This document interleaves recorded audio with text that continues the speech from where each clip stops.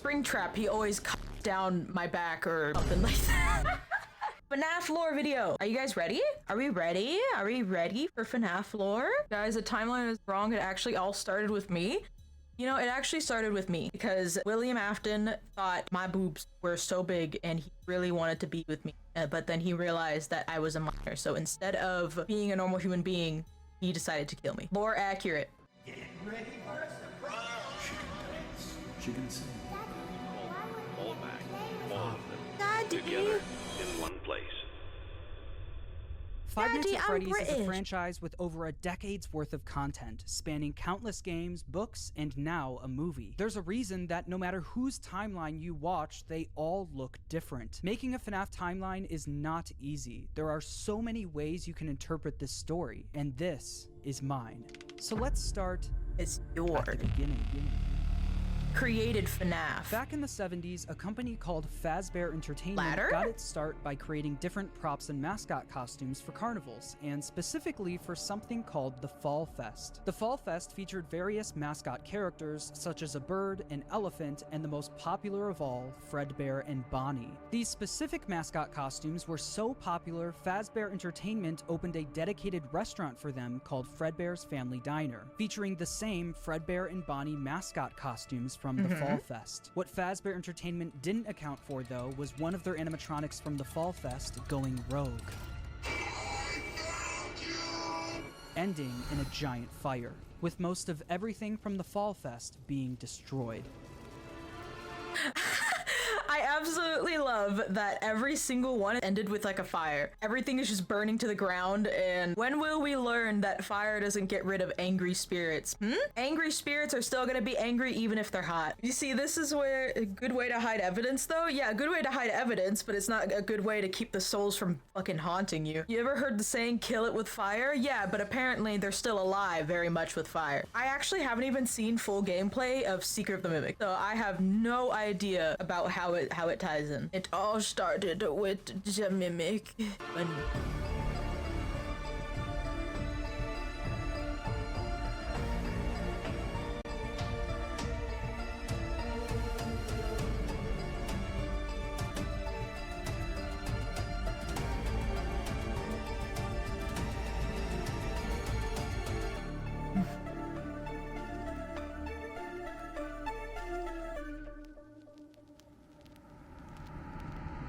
I like that in FNAF, the further back in time we go, the more advanced the animatronics get. The fire are unknown and will likely be revealed next year in FNAF's next big release. Although we don't know much about how this fire occurred, we do know that after the fire, Fazbear Entertainment started phasing out of the mascot costume era. They needed something new. The two men who helped found Fazbear Entertainment, William Afton and Henry Emily, stepped up to the plate. William Afton was mostly the businessman of the two, handling all of the money, while Henry was the more creative one, with him being in charge of building most of the animatronics and props for the company. With the Fall Fest era of the company coming to a close, they were only left with Fredbear's Family Diner, the standalone restaurant created for the Fredbear and Bonnie characters. In order to replace the mascot versions of Fredbear and Bonnie, Henry went to work on new versions of the characters, eventually creating the new Fredbear and Spring Bonnie. The same characters, but with new designs and new suits. Henry called them Springlock suits. These suits are able to double as both an animatronic and a suit that the employees could wear. To switch the suit from animatronic mode to suit mode, the employees could use a hand crank to pull back the animatronic parts, leaving room for them to climb inside. The spring locks that were helping to hold back those animatronic parts were very sensitive though, and with even a little bit of moisture, the spring locks could potentially snap shut, crushing and killing whoever was inside. But if that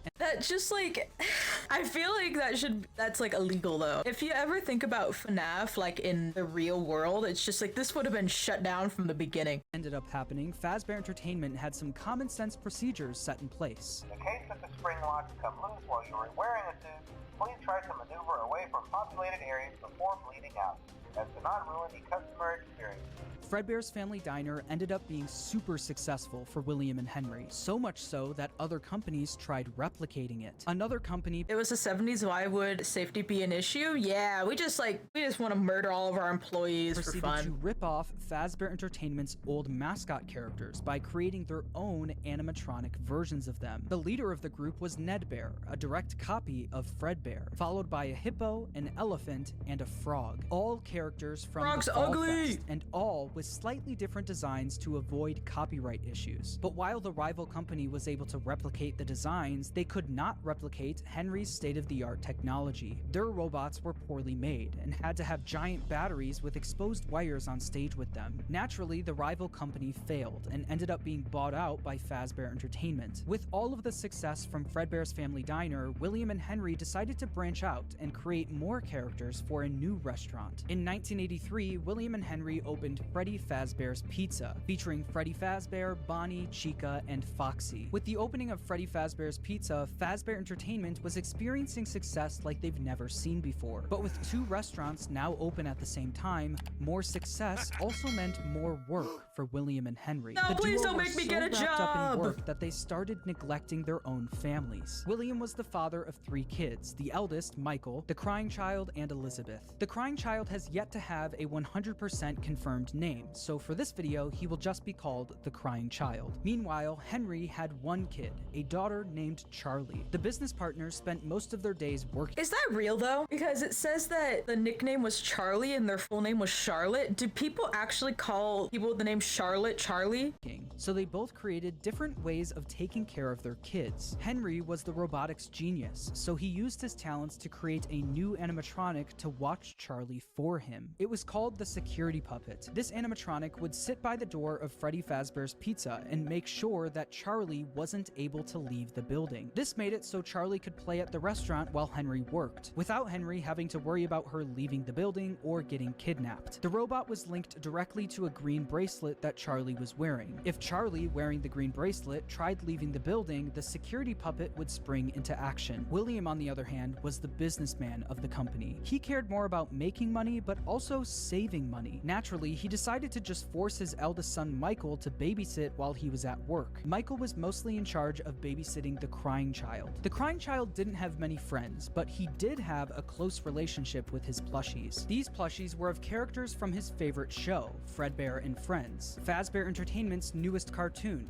featuring Fredbear, Freddy, Bonnie, Chica, and Foxy. The crying child's favorite character, though, was Fredbear. He especially loved his Fredbear plushie. Although he loved the plushie version of the characters, the animatronics would soon become a different story. One day, while visiting Fredbear's Family Diner, the crying child saw something that would scar him for the rest of his life. While wandering the restaurant, he walked by the employees only room, where an employee accidentally left the door open. Inside the room was his father, William Afton, helping another employee into a spring Bonnie suit. But through the eyes of the crying child, this looked like someone was literally being stuffed into an animatronic suit. The crying child was so young that he wasn't educated on how the mascot characters worked, so seeing a human be put inside of one terrified him. When a child experiences something traumatic, their brain naturally tries finding ways to deal with that trauma. Kiki, why aren't you an animatronic? Because I don't feel like it. Too heavy, too fat. The crying child's way of dealing with his trauma was by creating an imaginary friend. This imaginary friend took the form of the object he loved the most, his Fredbear plushie. His new imaginary friend Fredbear followed him wherever he went, shape-shifting into flowers, hiding behind cars, and in the sewers, with nobody being able he's gonna to be see dirty. him except for the crying child. Don't be when dirty. the crying child was overwhelmed, the plushie would talk to him and try to calm him down. Even when the plushie wasn't around, it was still able to speak to him because it lived in his mind.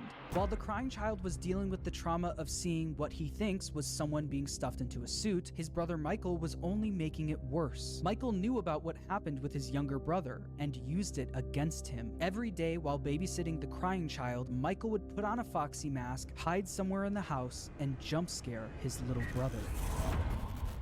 Casual older sibling activity, making your younger sibling fear for their life in their own home.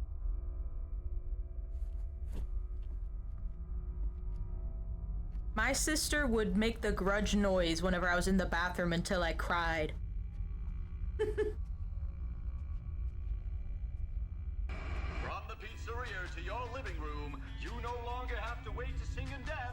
Fredbear and Friends. Weeknights at 8, 7 Central. Only on...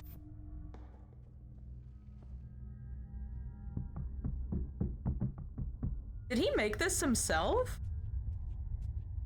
Or like, was this made for this video? This cinematic?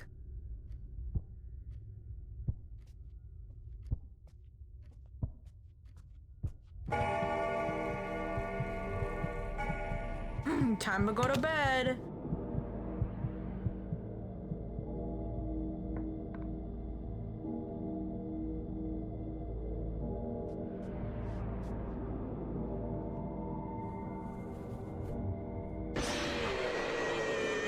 I knew he was gonna be there and it still scared me. Michael's bullying, the crying child's imaginary friend Fredbear would comfort him and talk him through the situation, saying, "You know he is hiding again. Be careful. Tomorrow is another day." Michael wasn't the only one bullying the crying child, though. The local kids in the neighborhood heard about why the crying child was so scared of the pizzeria, even making up fake rumors related to what the crying child thought he saw there. "You'd better watch out. I hear they come to life at night. And if you die, they hide your body and never tell anyone." But all of this bullying would come to a head on one special day, the crying child's birthday. Ironically, his birthday party was being held at Fredbear's family diner. Because he was so terrified of being at the pizzeria, he hid under the table, not knowing It's like, hey, I know that you fucking hate this place more than anything, and every time I bring you over here, you just start hysterically crying. Do you want to go there for your birthday?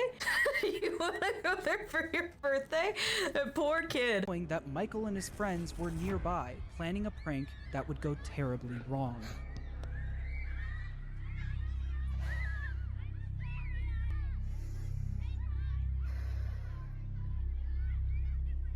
Make sure you grab your pizza. Fredbear and Spring Bonnie will be performing in 5 minutes. Is that Matt Pat?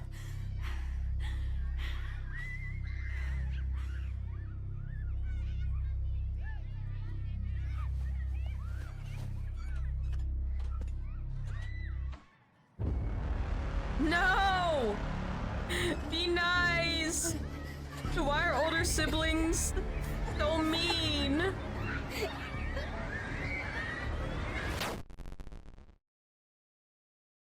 Michael and his friends lifted the crying child up to, quote, give Fredbear a big kiss, and Fredbear bit down on him, leaving his body to go limp. Michael and his friends quickly stopped laughing. Because of Michael's immature behavior, his terrified younger brother paid the ultimate price. Although the crying child was badly hurt, he didn't immediately die. Because of the immense brain damage, he slipped into a coma. After being treated at a hospital, the crying child was taken home so he could be comfortable, surrounded by his only friends, his plushies.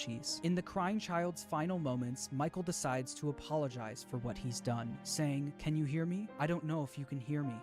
I'm sorry." After Michael speaks, the crying child's imaginary friend Fredbear, created out of the trauma he experienced, continues doing what it's done the whole time. It comforts him, saying, "You're broken. We are still your friends. Do you still believe that? I'm still here. I will put you back together." This would be the final thing the crying child hears before he dies. The crying child's spirit would then live on in the Fredbear suit, the thing that took his life. The crying child's death wasn't just an accident. It was directly caused by Michael's recklessness. This is something that Michael could potentially face jail time for, so it needed to be covered up. Since the crying child was being kept at home, no one else knew that he ended up passing away. So William and Michael ended up burying the crying child's body in the middle of the woods where no one would find him. No tombstone, no flowers, just a pile of dirt, an unmarked grave, and a lifetime's worth of guilt that Michael would have to live with. Shortly after the incident, Fredbear's family diner was quickly shut down, and Fredbear was completely wiped from existence. The Fredbear and Friends TV show turned into Freddy and Friends on tour. The Fredbear and Spring Bonnie Springlock suits also ended up being moved into the back room of Freddy Fazbear's Pizza, mainly being used as spare suits if one of the Freddy's animatronics broke down. The death of William Afton's youngest son was a pivotal moment in this story, specifically William Afton's story. This was the first domino to fall. A father losing his son is a traumatic situation, and while any other father would take time to grieve, be sad, and properly deal with such a big loss, William Afton took a different route. Afton definitely was upset about his son dying, but it wasn't— We're men, we don't have emotions.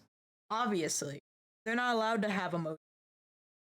Because he felt bad for his son, it was because it was embarrassing to him. William Afton was a narcissist. He had little to no empathy. All he cared about was work and comparing himself to his business partner, Henry. Henry had a wife, a kid, and a talent for robotics that Afton was utterly jealous of. The death of the crying child sent Afton over the edge because while Henry's family was still perfect, his was now broken. Henry and William had different ways of taking care of their kids. And while Afton employing his eldest son failed, Henry's security puppet succeeded. Henry's daughter, Charlie, lived on. Afton had a hard time dealing with this feeling of embarrassment. He started becoming an alcoholic, frequently visiting the local bar called Junior's. One night, though, after drinking a little too much and getting kicked out of the bar, he decided that he was going to settle the score with Henry. Afton, drunk and filled with rage, drove from the bar to Freddy Fazbear's Pizza, where he knew Charlie was being watched over by Henry's security puppet. Afton planned on risking everything to kill Henry's daughter, Charlie. He didn't care if he got caught, and he didn't care if he went to prison. But when Afton got to Freddy's, he noticed that Charlie was standing outside by herself. We love it. You know, it's just like, dude, I'm so mad and drunk. You know what's what I should do? I'm gonna go kill my friend's daughter. You know, that just happens all the time. That's the first thing that pops up into my mind.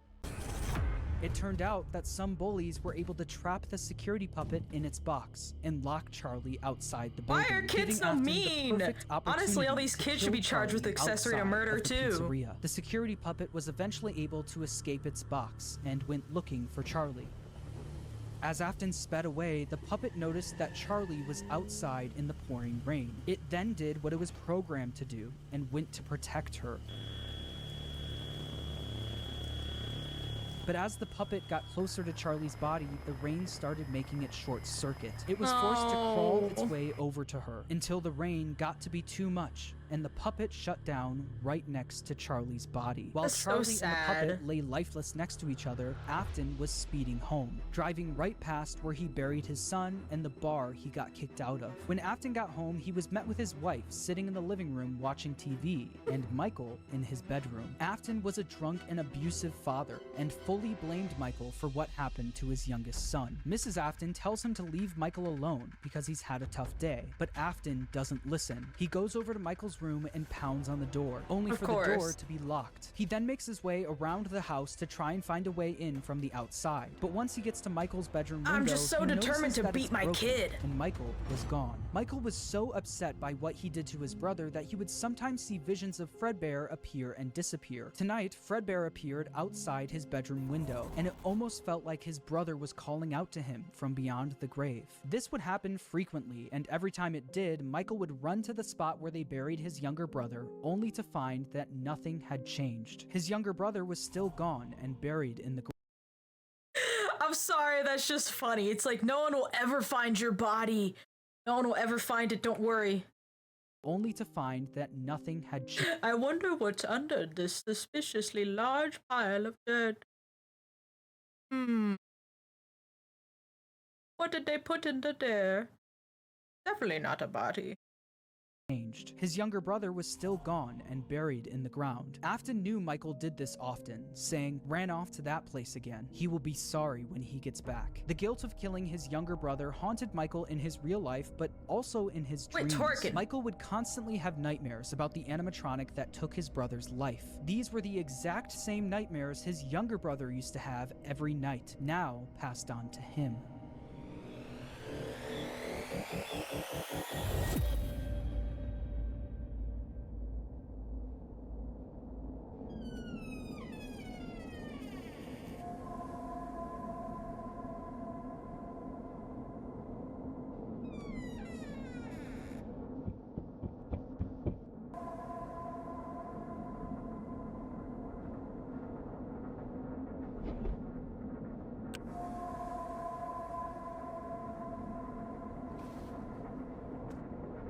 Who put 2 doors on each side of this room?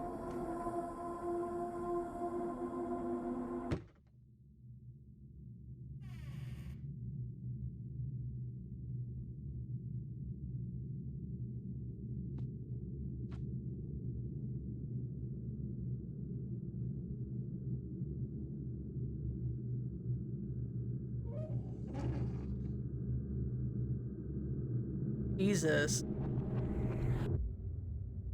After the death of Charlie, Fazbear Entertainment tried their best at covering it up. Fortunately for them and for William, the crime was committed outside, where no one was around to witness it. William was able to get away with everything, while Fazbear Entertainment never spoke of the incident again. The security puppet was quickly moved to the back room of Freddy Fazbear's Pizza, where the retired Like Fredbear and 17 Spring billion suits kids are resided. gone, but something like, was different about the security it's fine. puppet. Dark tears now appeared on the mask of the animatronic. Dark tears that weren't there before. This is something that Afton quickly noticed the next day when he went into work. He'd heard about what happened moments after he sped off. He knew the security puppet was found laying next to Charlie's body. So does that mean Charlie's soul now resided in the puppet? William definitely noticed that the puppet looked different, almost like it was haunted, almost like it was thinking. Other employees would eventually notice the same thing. I'll be honest, I never liked that puppet thing.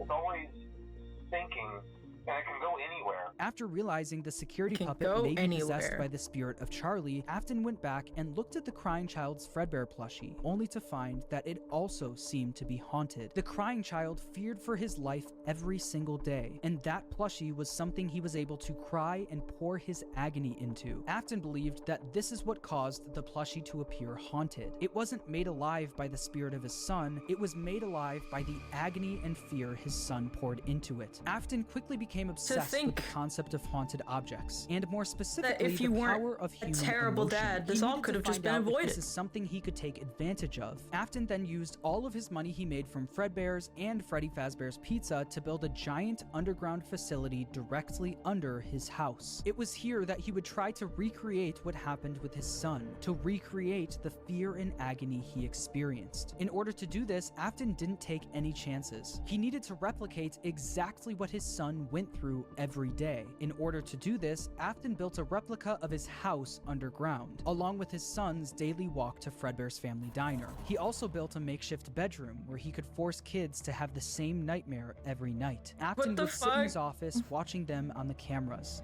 that could be accessed using the passcode 1983, the year his son got bit. He also kept the crying child's Fredbear plushie on the desk as a reminder of what he was trying to replicate.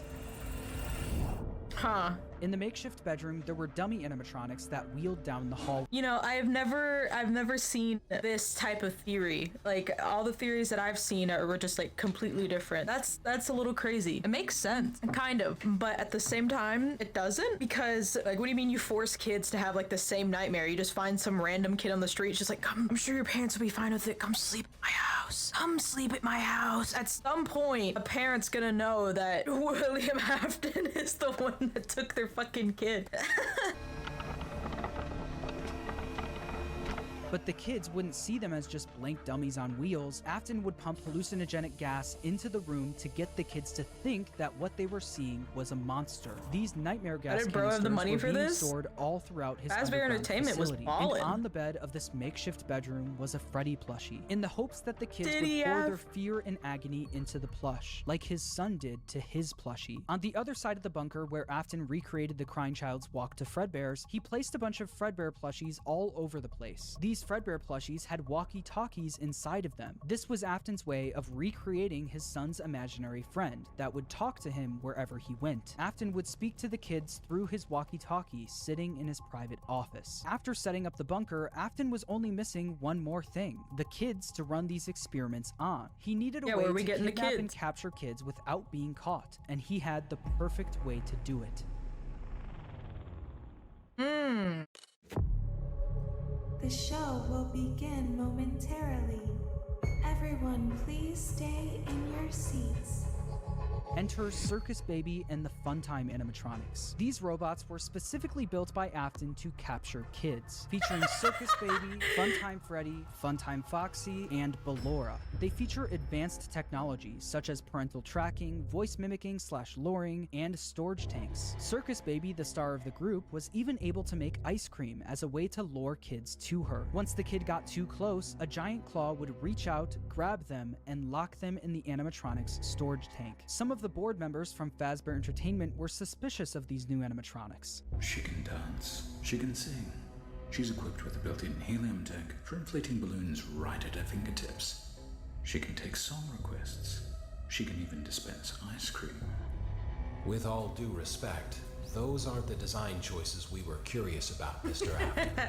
Afton even created a new Yeah, why is there, in your mock-up, why is there a child in her stomach? Oh no, that's just, you know, I was just making sure that if something were to happen, that I could put a kid in there just to make sure they're safe. Like if allergic reaction, you know? Because she's filled with EpiPen, like a fucking Iron Maiden, but with EpiPen. Like, it just wouldn't make any sense. This would never happen. Never.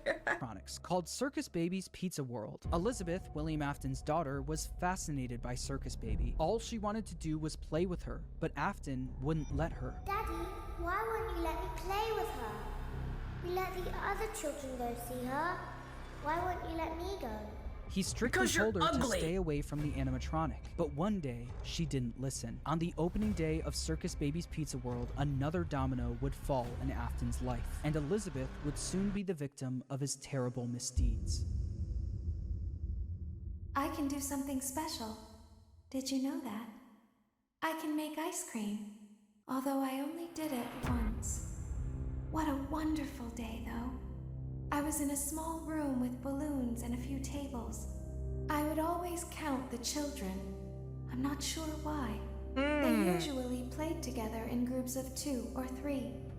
There were 4, then 3, then 2, then 1. Time to play. Oh no, she's coming! Run!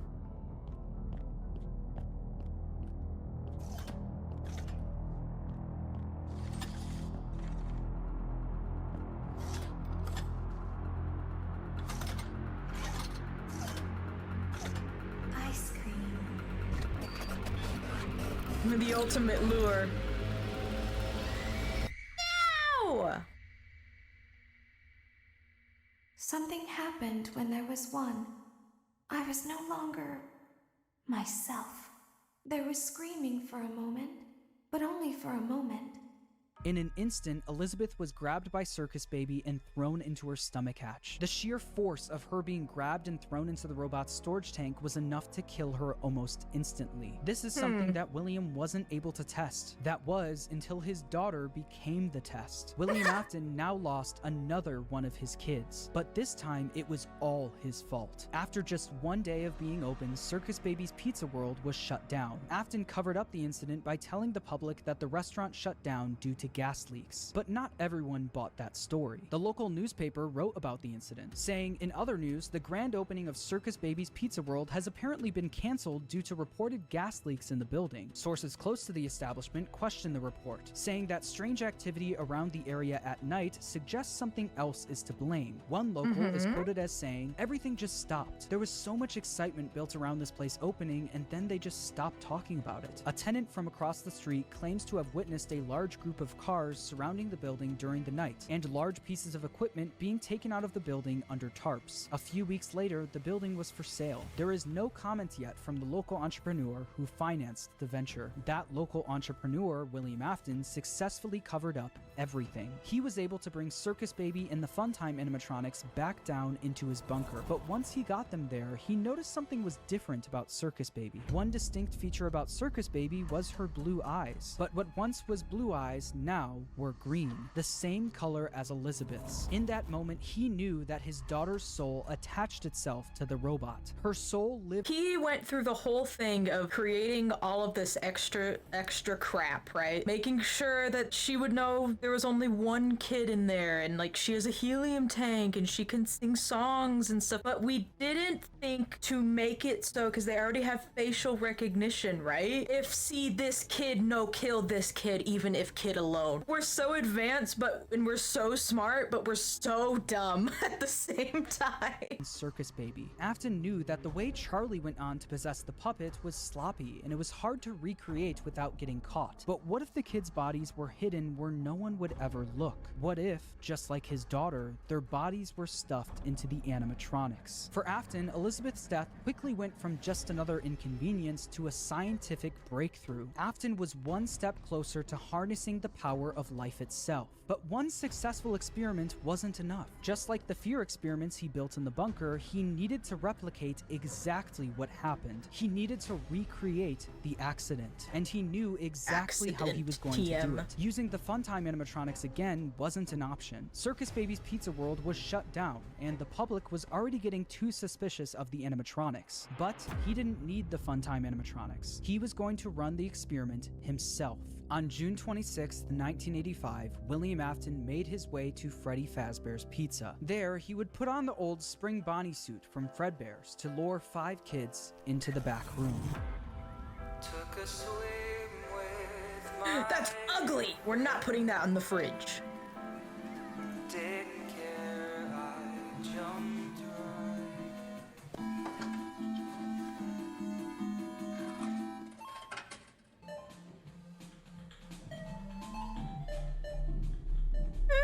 Oh, Hello.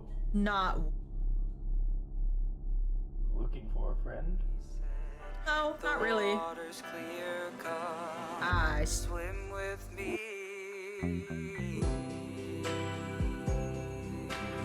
Woo!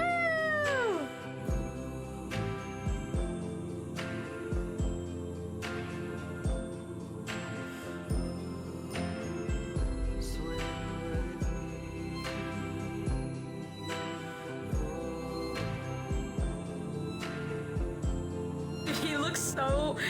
me. He looks so creepy, but like not in like a scary way. Like he. One by one, Afton killed He them has and different stuffed their intentions bodies than into to the just kill them. animatronics. Susie was first, being stuffed into Chica. Gabriel went into Freddy, Jeremy into Bonnie, Fritz into Foxy, and then there was Cassidy, who went into Fredbear, aka Overwatch? Golden Freddy. At this point, Afton had no idea that the crying child spirit was in Golden Freddy, so he didn't think twice about shoving Cassidy in there. The way Afton killed Cassidy, Cassidy though, was like, different from "Move! the rest. Make some Freddy, room!" Bonnie, Chica, and Foxy were just regular animatronics. Afton had no choice but to kill them, then stuff them into the suits. But Golden Freddy wasn't just a regular animatronic, it was a Springlock suit. The same Springlock suit that took his youngest son's life. Afton was aware of how dangerous the Springlocks were. Any bit of moisture or too much movement would cause them to snap shut, slowly killing whoever was inside. So that's exactly what he did to Cassidy. He put him into the suit and watched as the Springlocks snapped shut, cementing Cassidy's death as the most brutal of them all. Freddy, Bonnie, Chica, Foxy, and Golden Freddy weren't the only animatronics sitting in the back room of Freddy Fazbear's Pizza, though. They were joined by the security puppet, which contained the soul of Henry's daughter, Charlie. Once Afton was gone, Charlie jumped into action, almost acting as a guide for their souls, properly giving them life inside of each animatronic. After the incident, the kids were quickly reported missing by their families, and although the security cameras caught Afton luring the kids away, he wasn't able to fully get in trouble. Since he was wearing the Spring Bonnie suit, they were never able to prove it was actually him. Afton also hid the kids' bodies where no one— They were never able to prove that it was actually him. It's like, you know, I'm the only one that wears this suit. It's pretty much especially made for me. You can hear me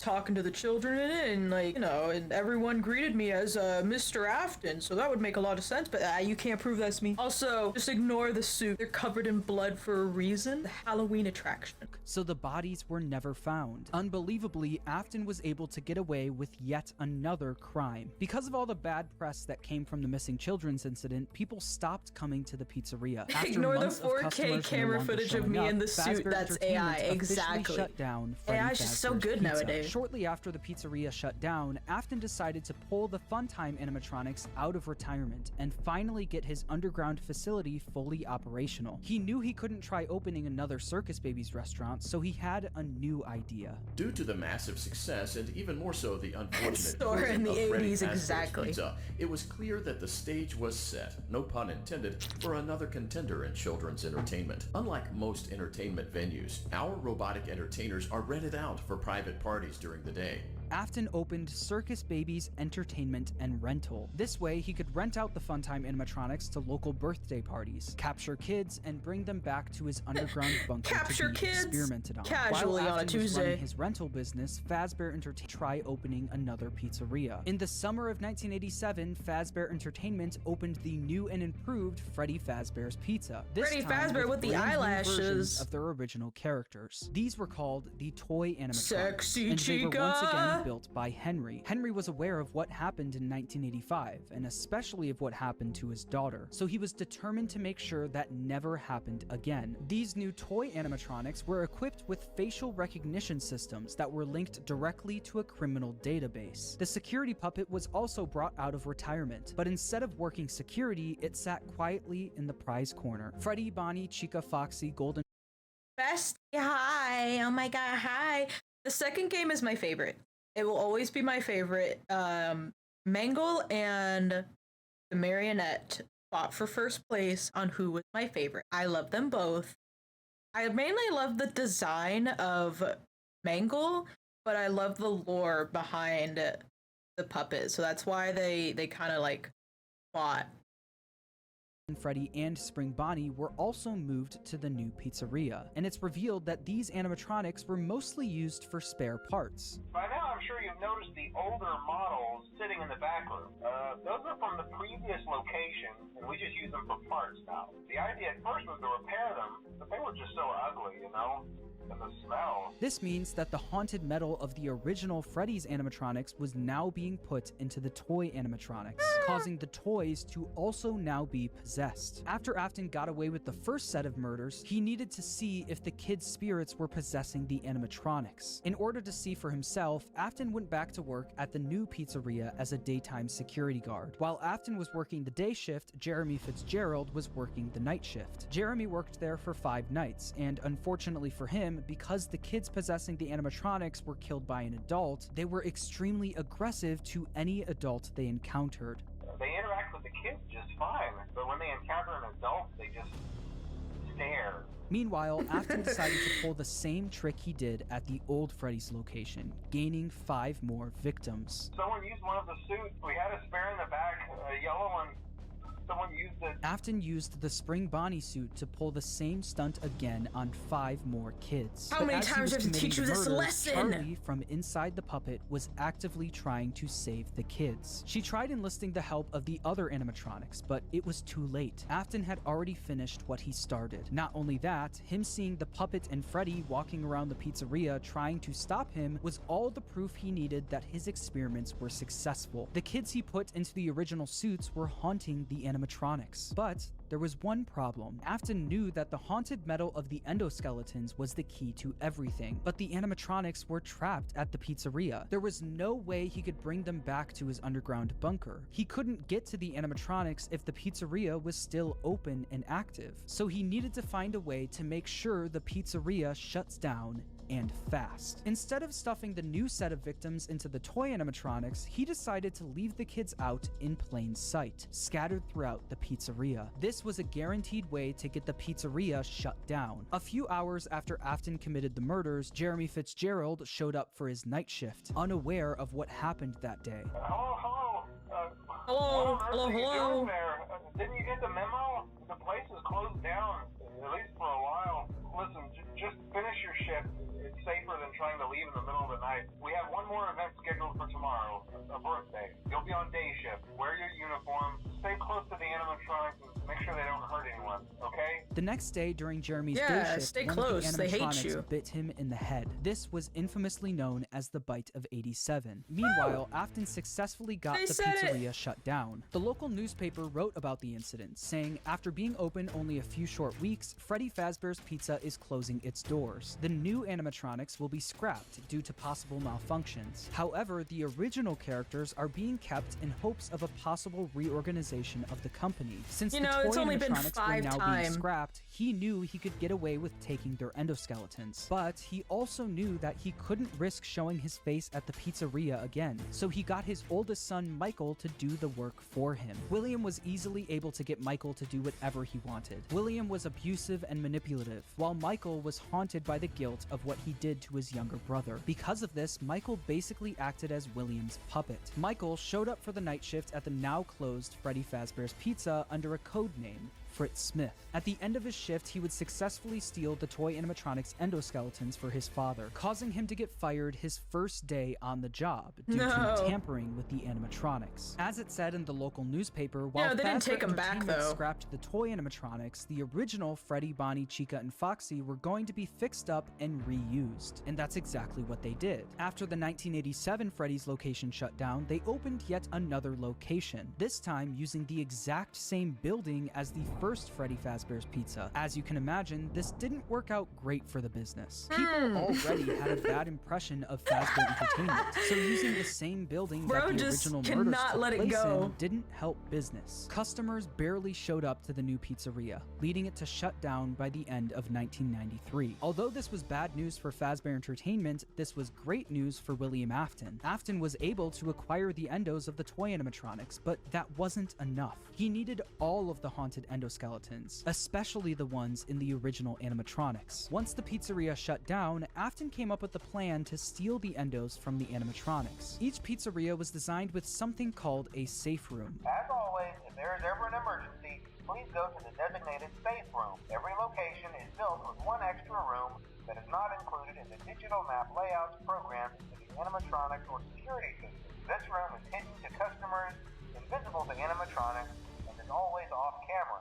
This room was hidden from guests and invisible to the animatronics. Afton would use this to his advantage, luring each of the animatronics to the safe room and dismantling them one by one. The kids possessing these animatronics were the same kids he lured into the back room all those years ago. He planned to use the same trick to lure the same kids all over again.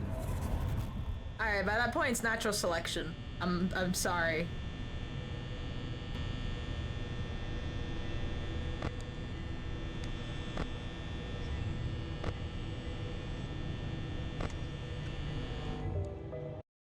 It unpaused. Wait, no, it is paused. It's for some reason still went through. Interesting. Okay. I'm gonna turn off the alert box on OBS for now. We're just having a bunch of problems, aren't we? We always are. Yep.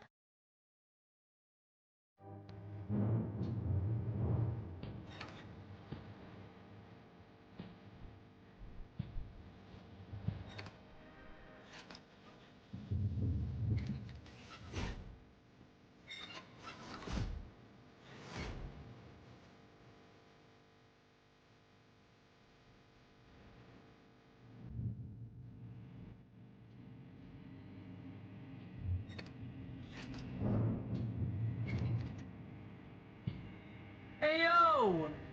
Fribby, where you going? No, Fribby!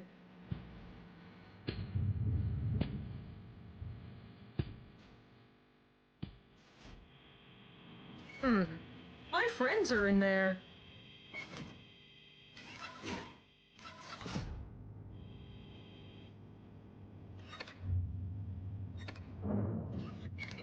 Fox? Oh, Foxy is right behind you! Ow! Once he finished dismantling each animatronic and stealing their endoskeleton, he brought them down to his underground bunker, where he would melt them all down into one liquid substance called Remnant. Not only did Afton rob these kids of their lives, he would use their souls long after they're gone for his own personal gain.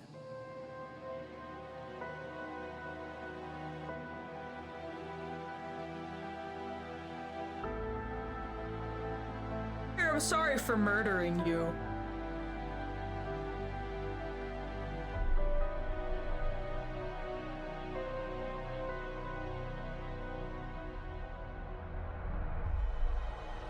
Damn.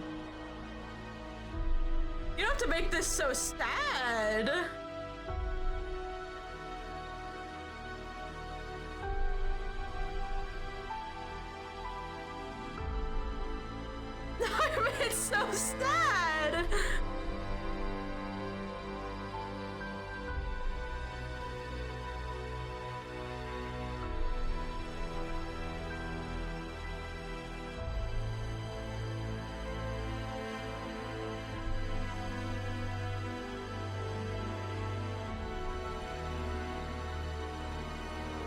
don't leave the eyeballs in there. The eyeballs can't be good.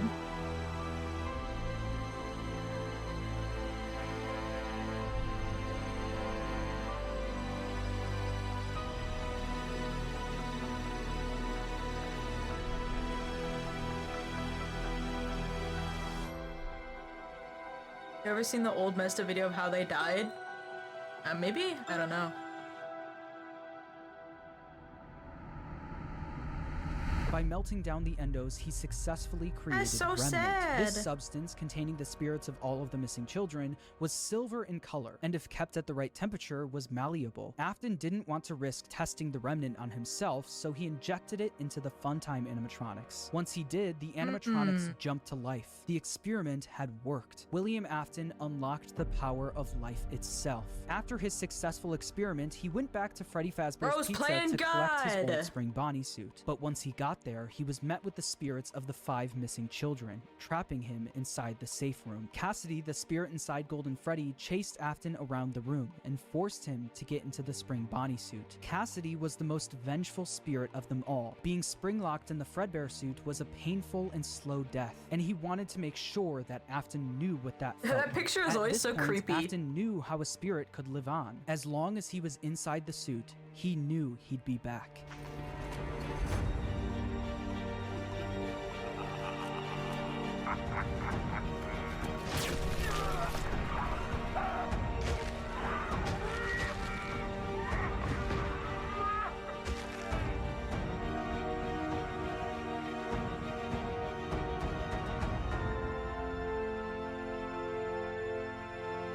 As Afton laughed, the spring locks snapped shut, forcing him to go through what Cassidy went through. This was an act of revenge by Cassidy, and it wouldn't be the last. Afton was now confined to the safe room of the now shut down he gets what he Freddy wants now. Fazbear's He's an Pizza. unkillable And because soul. of this, everything in his underground bunker was left abandoned. But even with Afton gone, the rental business continued on its own. All of the Funtime animatronics for the containing hydrate. the spirits of the missing children and even his daughter Elizabeth were still being rented out during the day and then brought right back down to the bunker. All the spirits wanted to do was escape, but they were always put back underground. After Afton went missing, his eldest son Michael, who's been blindly helping his father, remembered what his father told him if he ever went missing. If William wasn't there to finish his work, Michael would do it for him. Afton's underground facility was always off limits to Michael, but since he was now gone, Michael had no choice. He took the elevator down to where his father worked every day. Although Michael was helping out his father by stealing some of the endos from the animatronics back in the day, he never exactly knew what William was doing until he got down into the bunker.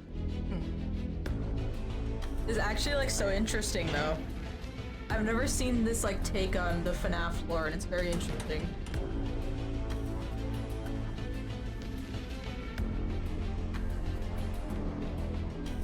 Over the several days he visited the bunker, he learned more about what his father was up to. He learned about the massive facility his father built, complete with multiple rooms conducting fear experiments. He learned the truth behind the Funtime animatronics and how they were actually designed to kidnap kids. And he learned through the voice of Baby exactly how his sister died. A little girl, standing by herself.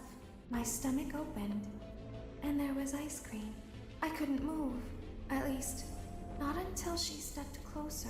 But as the week went on, Baby was conducting a plan of her own, a plan to escape the bunker using Michael's body. Elizabeth was no longer the person Michael remembered her as. She was entirely devoted to her father and would do anything to make him proud of her. At the end of the week, all of the Funtime animatronics endos were scooped out, with all of them combining into one animatronic called Ennard. This creature, containing the spirits of the missing kids and Elizabeth, knew they wouldn't be able to escape the bunker looking like an animatronic. They needed a human body to walk around in. Yeah, can you like push your organs to the side? I kind of need a little bit of room in The there. scooping room now. Funtime Foxy has already been here today. Funtime Freddy has already been here today. Laura has already been here today. Circus Baby has already been here today. I remember in like the game seeing it through the But they always put me back. They always put us back inside. There's through the nowhere for us window to in the hide. game. It's so creepy. There is nowhere to go when we look like this. It's the gooning But room. if we looked like you, then we could hide. If we looked like you, then we would have somewhere to go. The scooper only hurts for a moment.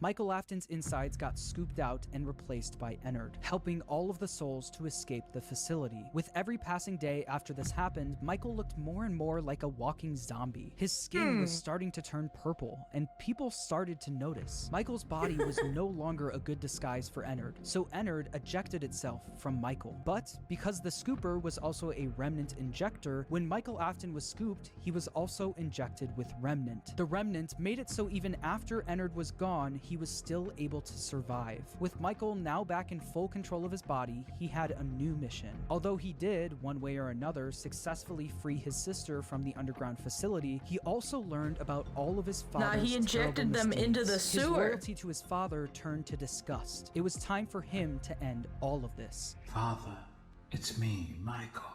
I did it. I found it. It was right where you said it would be. They were all there. They didn't recognize me at first, but then they thought I was you. And then I was appalled because you're chopped to shit, Dad. I put her back together, just like you asked me to. She's free now, but something is wrong with me. I should be dead, but I'm not. I've been living in shadows.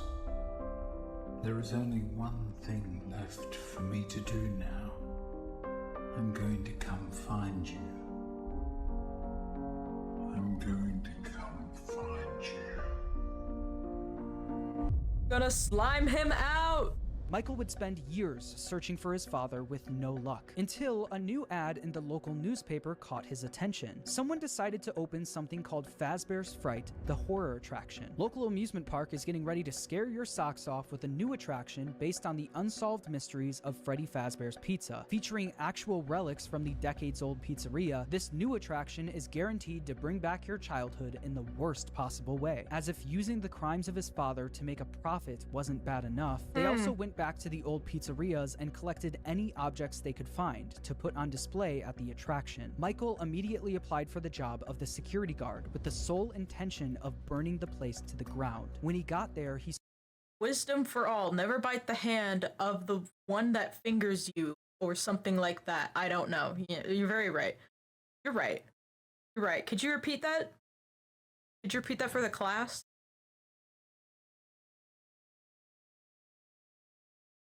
Here, I'll pin that. Just so everyone remembers. saw the remnants of his past, the shells of all of the animatronics, missing every single one of their endoskeletons. He knew they could only find the shells of the animatronics because he and his father stole their endoskeletons all those years ago, leaving only the shells behind. On day 2 of working at the attraction, he got word that they found a real animatronic. You're not gonna believe this. We found one. A real one. This real animatronic ended up being his father, still inside the Spring Bonnie suit he died in decades ago. Even though his father was now in the building with him, he still decided to so go weird on the right image. effort to end his father once and for all. Michael then rigged the wiring in the building to catch fire, burning the horror attraction to the ground with his father inside.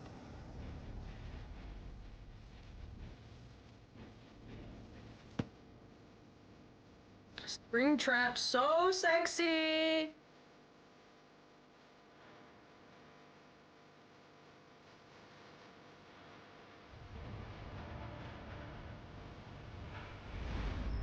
Getting a little spicy in here, The sir. local newspaper would write about the fire, saying a new local attraction based on an ancient pizzeria chain burned down overnight. Ancient? Authorities Okay, have that's a not little ruled out crazy. foul play, but at It the was only moment, a couple, it seems like, to have been caused a couple by faulty decades ago. wiring. Although the fire destroyed most of everything in the building, William, miraculously, was able to survive. William was now free, roaming the outside world along with the souls of the missing children, Elizabeth, and Charlie inside the puppet. Since Michael wasn't able to end everything, someone else needed to step in. That someone was Henry Emily. Afton's old Henry's business like, partner I gotta and father fucking of deal with Charlie this. heard about Fine, the I'll fire do at it Fazbear's myself. Fright, along with the rumors of the various animatronic creatures now roaming the streets. Henry was determined to put an end to all of this.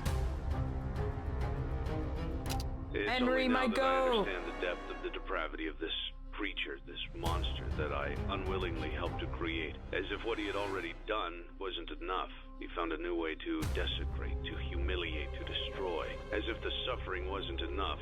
The loss of innocence, the loss of everything to so many people. Small souls trapped in prisons of my making, now set to new purpose, and used in ways I never thought imaginable. He lured them all back to a familiar place, back with familiar tricks. He brought them all together. Are they still aware? I hope not. It keeps me awake at night. I could make myself sleep. Not until I undo what he has done and heal this wound. A wound first inflicted on me, but then one that I let bleed out to cause all of this. He set some kind of trap. I don't know what it was, but he led them there again. He overpowered them again. And he robbed them of the only thing that they had again. I don't know how Again, those tiny natural breaths of selection. life came to inhabit those machines. You fell for it But they will 3 never Find times. rest now, not like this.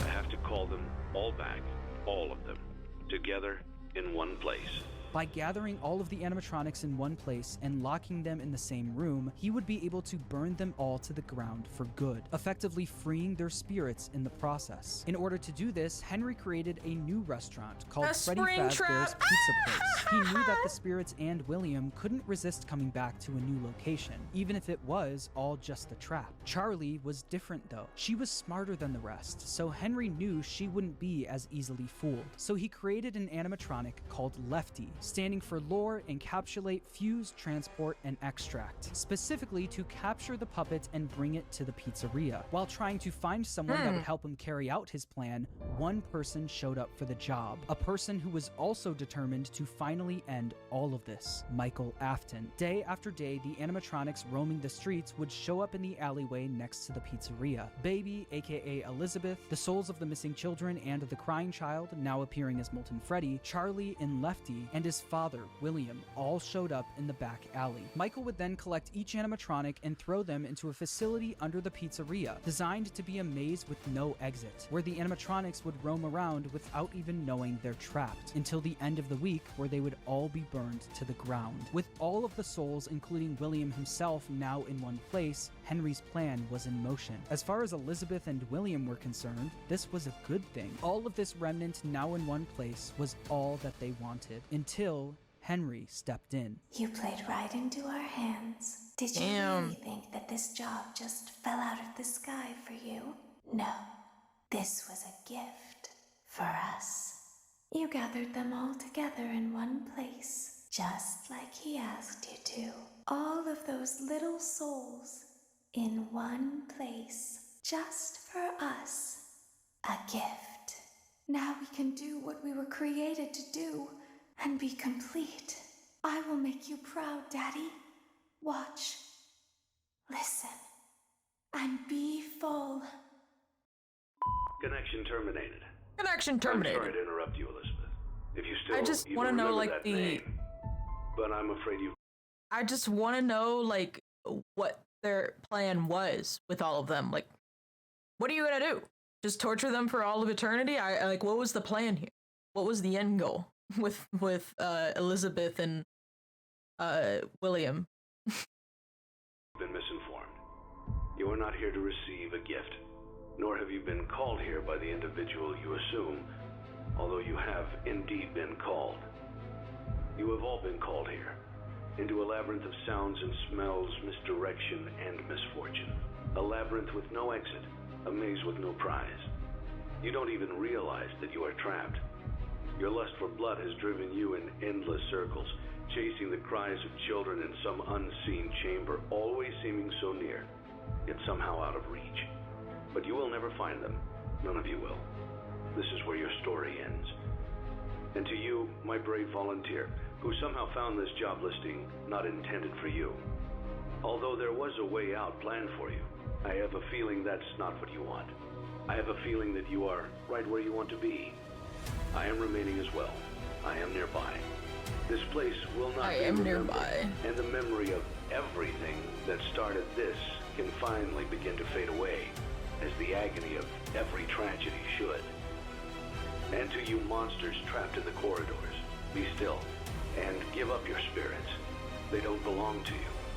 For most of you, I believe there is peace, and perhaps more, waiting for you after the smoke clears. Although for one of you, the darkest pit of hell has opened to swallow you whole. So don't keep the devil waiting, old friend. My daughter, if you can hear me, I knew you would return as well. It's in your nature to protect the innocent. I'm sorry that on that day, the day you were shut out and left to die, no one was there to lift you up into their arms, the way you lifted others into yours. And then, what became of you? I should have known you wouldn't be content to disappear. Not my daughter. I couldn't save you then, so let me save you now. It's time to rest, for you, and for those you have carried in your arms. This ends, for all of us, in communication. Henry putting fire to the animatronics may have freed the spirits from the metal of the robots, but some of them still needed help actually moving on into the afterlife. This help would come from Charlie. She helped guide the spirits into the robots. Now she would help them move on. In the world of Five Nights at Freddy's, the way I think the only problem with the story as is the lack of action from so many people, but then they suddenly realize super late. Yeah, I think the police just don't exist. The police just don't exist in the Faz universe. We just let people go around and just hope that they're morale enough to not kill each other. That's it. That is one of the best monologues. I love that monologue. Henry's the GOAT. move on is by them being put into a happy memory. The memory Charlie chose actually comes from the crying child and the day he got bit. Piece by piece, Charlie put that terrible, shattered memory back together, but this time she would change it into a happy memory. Instead of the crying child getting bit on his birthday, Charlie changed it so that all of the missing kids and Charlie would celebrate him, giving him a giant birthday cake. By changing that terrible memory into a happy one and attaching all of the spirits to it, they were able to successfully pass into the afterlife.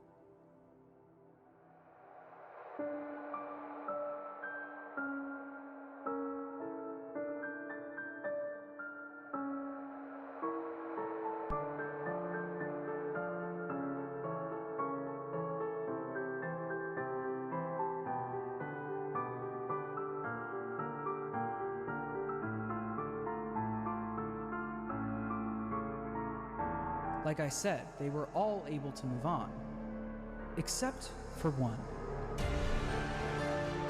An angry red ball. It's gonna go right through William Afton's chest.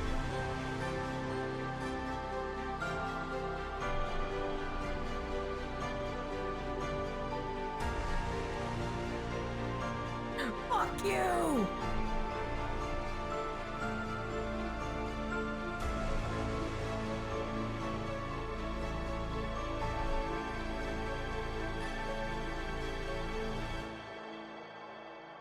Cassidy, the most vengeful spirit of them all, wasn't done yet. He decided to attach his soul to Williams, making sure that William was unable to move on. By attaching his spirit to Williams, he was able to trap Afton in an endless loop of death. He made Afton relive every one of his terrible misdeeds. The fear experiments, his underground bunker, and the pizzeria where Cassidy was killed. Afton experienced all of this while being attacked and killed over and over again by all of the animatronics from his past. Every time an animatronic would attack him, Cassidy would be there, reminding him that the suffering will never end. We've only just begun.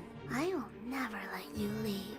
I will never let you rest. He tried to release you.